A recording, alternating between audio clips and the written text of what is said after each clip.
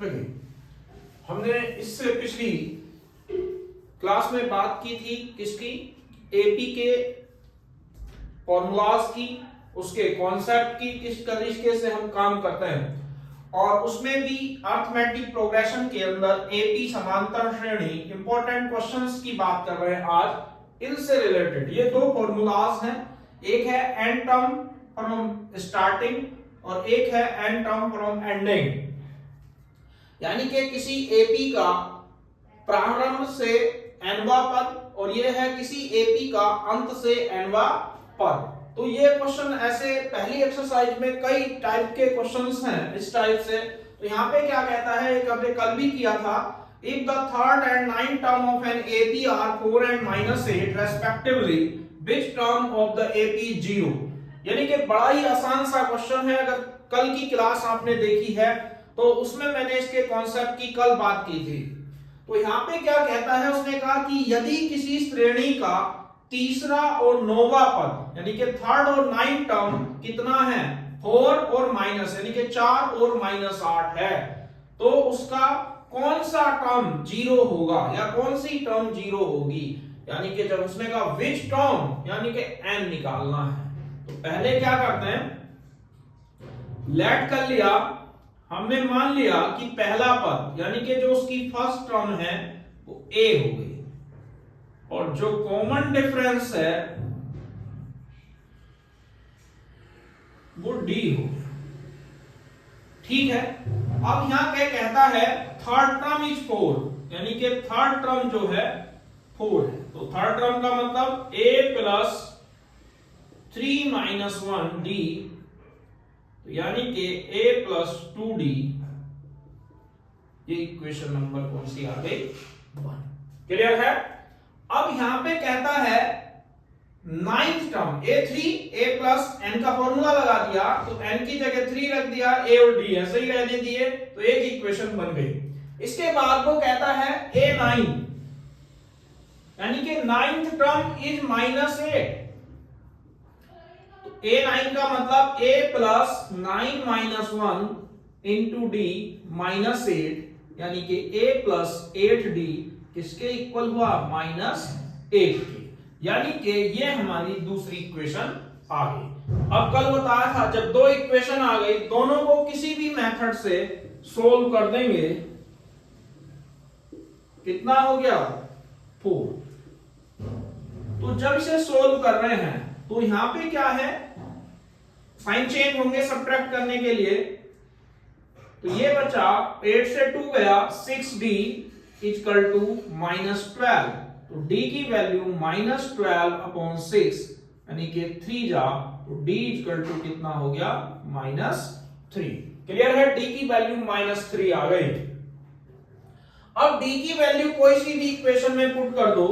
मान लो हमने ले लिया फ्रॉम इक्वेशन फर्स्ट, क्या कहती है equation first, a plus 2d किसके इक्वल है, 4 के।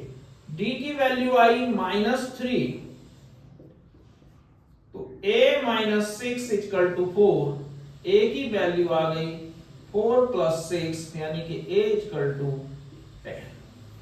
ठीक है, यहां तक समझ में आ गया।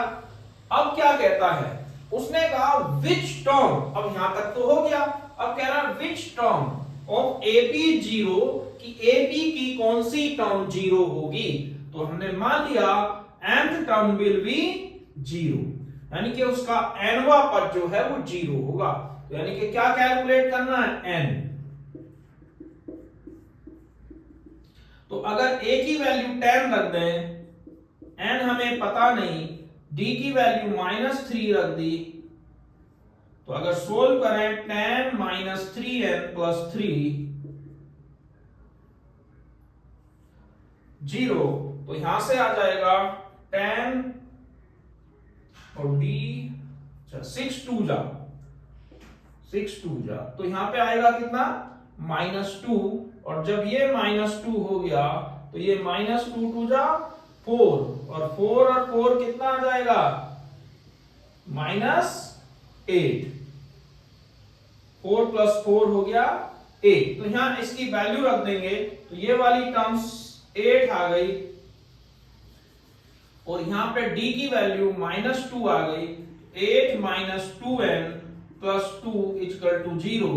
8 और 2 कितना हुआ 10 माइनस 2n, तो 2n इक्वल टू 10, n की वैल्यू 10/2 यानी कि कितना आ गया 5। तो यानी कि फिफ्थ टर्म जो है हमारी वो 0 हो जाएगी। समझ में आ गया कि हाँ थोड़ा सा कैलकुलेशन में कंफ्यूजन हो गया था, कोई प्रॉब्लम नहीं। तो a 3 4 है, समझ में आ गया कि थर्ड टर्म 4 है, रख दी। a plus 3 minus 1 into 2, a plus 2d 4, a 9 minus 8, a plus 9 minus 1 into d 8, तो a plus 8d minus 8 के इक्वल है, a plus 2d 4 के इक्वल है।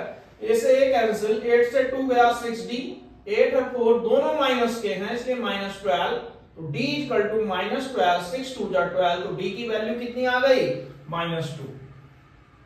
a plus 2d 4 है, d की जगह हमने -2 2 जा 4, 4 और 4 कितना हो गया 8, तो 8 आ गया। यहां उसने कहा which term of the AP, यानी कि कौन सी टर्म 0, हमने मान लिया कि n टर्म 0 है, n 0, a plus n minus 1, तो यहां पे n की वैल्यू रख दी, कितनी हुई हमें कैलकुलेट करनी है, तो a और d पुट करा, तो 8 और 2 10 माइनस 2n, 2n को उधर ले गए या 10 को उधर ले गए माइनस, तो यहां से n कितना हुआ 10/2 यानी कि n कितना आ गया 5।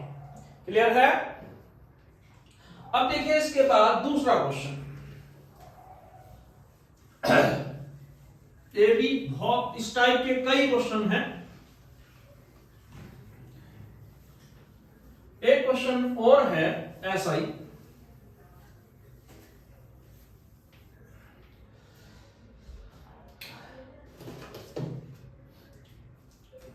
यह है जो आप कर रहे हैं,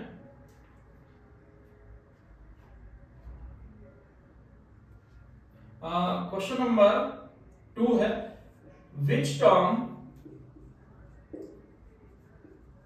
of the AP,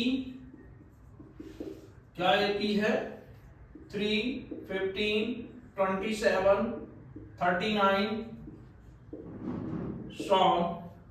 will be 132 more than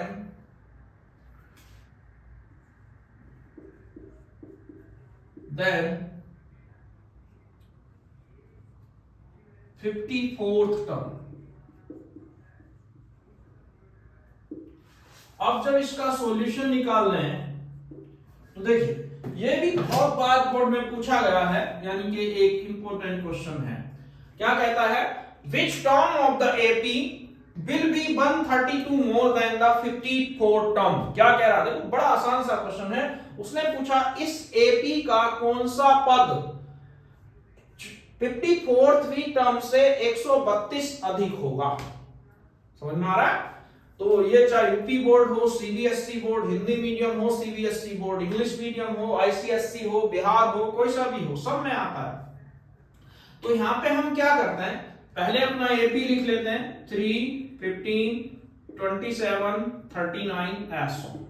अगर फर्स्ट टर्म देख रहे हैं 3, D common difference a2 minus a1, 15 minus 3 कितना हो गया 12। यही तो होता है, दूसरा पद माइनस पहला पद, 15 माइनस 3 कितना हो गया 12। अभी पहले जरूरत है हमें कौन सी टर्म की 54। a 54 यानी कि an का formula a plus n minus 1 into D. अगर हमें a 54 निकालना है तो यहां से ले लेते हैं a 54 कितना होगा a प्लस n की जगह 54। अब यहां वैल्यू रख दीजिए, a कितना निकला 3 प्लस 53 और कितना इंटू 12। क्लियर, कहीं कोई दिक्कत है तो अगर इसे सोल्व कर रहे हैं तो 3 12 3 जा 36, 12 3 36, 12 पंजे 60 और 3, ठीक है। अब ये कितना आ गया 639। यहां तक समझ में आ गया। इसके बाद उसने क्या कहा कि वो कहता है कि कौन सी टर्म 132 मोन है, किससे 54 टर्म से। लेट कर लिया, nth term will be 132 more than the 54th term. क्या कहा उसने कि nth टर्म जो है वो 132 मोर है किससे? 54। यही तो कहानी है, एक क्वेश्चन है देखिए, which term of the AP, तो which term कौन सी? nth term will be equal to 132 मोर यानी कि प्लस 54 टर्म। अब इसे सोल्व कर देते हैं। an का फॉर्मूला ठीक है 132, A54 हमने पहले से ही निकाल लिया ताकि बाद में कैलकुलेशन ना करनी पड़े। A की वैल्यू पहले ही निकली हुई है, N हमें निकालना है, D की वैल्यू 12 है,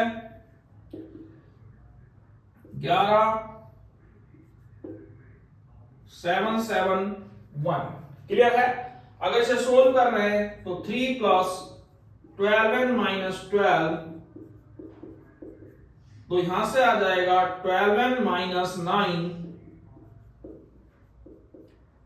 तो यहां से 12n इक्वल टू 771 प्लस 9, तो 12n इक्वल टू कितना हो गया? 780।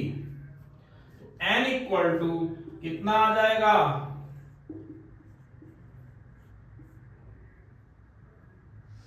12। तो ये n इक्वल टू कितना हुआ? 65। तो ये हमारा क्वेश्चन बहुत ही इंपॉर्टेंट है और कई बार बोर्ड में पूछा गया है n टर्म से रिलेटेड। मेरे ख्याल से इसका कॉन्सेप्ट पूरा क्लियर हो गया होगा। अब एक क्वेश्चन और देखते हैं।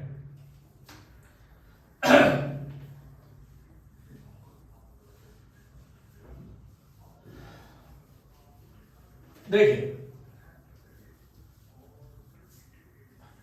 क्वेश्चन नंबर 3 क्या कहता है? क्वेश्चन नंबर 3 उसने कहा how many 3 digit number 3 digit ये ले लेते हैं, हाउ मैनी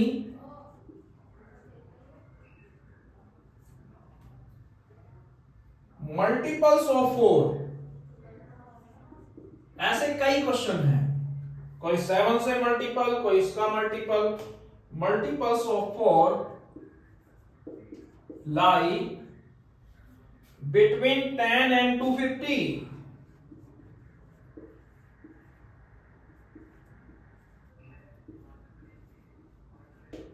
क्या कहता है? देखो उसने कहा कि 4 और यानी कि उसने कहा how many multiples of 4 lie between 10 and 250, यानी कि 10 और 50 के बीच में 4 के कितने मल्टीपल्स होंगे। तो जब इसके सॉल्यूशन की बात कर रहे हैं तो पहला नंबर कितना है कैसे देखेंगे? पहला नंबर हमारे पास 10 है, दूसरा नंबर 250 है। ये तो छोटे नंबर हैं, बड़े भी हो सकते हैं। तो पहले क्या करो, 4 से डिवाइड कर देते हैं इसमें। वैसे तो हमें पता ही चल रहा डायरेक्ट, 4 का टेबल देख रहे हैं, 4 2 8 4 3 जा 12। तो सबसे पहला नंबर कितना आएगा? 12। इसके बाद कितना आ गया? 16, फिर 20 एज शोन। लास्ट उसने कहा बिटवीन। देखो यहां दो चीजें होती हैं, how many multiples of 4 lie between. Between का मतलब अगर बाई चांस ये दोनों भी मल्टीपल्स होते हैं तो ये दोनों नहीं लेने, और अगर लिख रहा होता फ्रॉम दिस एंड दिस और इनमें से कोई भी 4 का मल्टीपल्स होता तो वो भी लेना पड़ता। लेकिन अभी बिटवीन लिखा है तो ना 10 आएगा ना 250 आएगा। चलिए इस क्वेश्चन में तो ये दोनों मल्टीपल है ही नहीं, लेकिन बाई चांस होते तब भी इन्हें नहीं लेते। हमें क्या करना, इसके बाद वाला लेना है और इससे पहला वाला लेना है। ये तो ठीक है, छोटा नंबर था।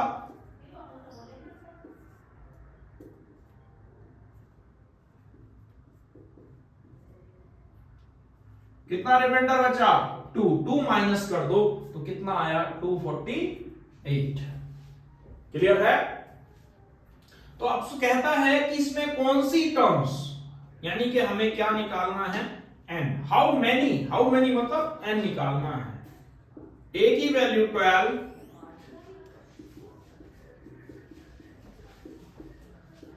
अब वो कहता है कि a लास्ट टर्म कितनी दे रखी है? 248। 8। उसने कहा हाउ मेनी मल्टीपल्स ऑफ 4 लाई, यानी कि n निकालना है, और लास्ट टर्म 248 यानी कि a plus n minus 1। Value रख दीजिए a और d की। a हो गया 12, n हमें कैलकुलेट करना है, और d की वैल्यू कितनी आ गई 4। अगर यहां देख रहे हैं तो 4n माइनस 4, अब 12 में से 4 गया तो यहां से वैल्यू आ जाएगी 8 उधर माइनस हो जाएगा, 248 माइनस 8, तो 4n इक्वल टू कितना हुआ 240। n की वैल्यू आ गई 240 अपॉन 4। तो कितनी टर्म्स आई 4 के मल्टीपल वाली 60। तो टोटल हमारे पास 60 टर्म्स हैं जो मल्टीपल्स ऑफ 4 हैं। तो क्लियर समझ में आ गया? किसी को कोई डाउट है तो बोलिए, और अगर आपको डाउट है तो उसे कमेंट में लिखिए, और अगर ये वीडियो अच्छी लगी है तो इसे लाइक और सब्सक्राइब करना ना भूलें, और अगर आपने इससे पिछली वीडियो नहीं देखी है तो उसे भी प्लेलिस्ट में जाकर जरूर देखें। आज के लिए बस इतना ही, धन्यवाद।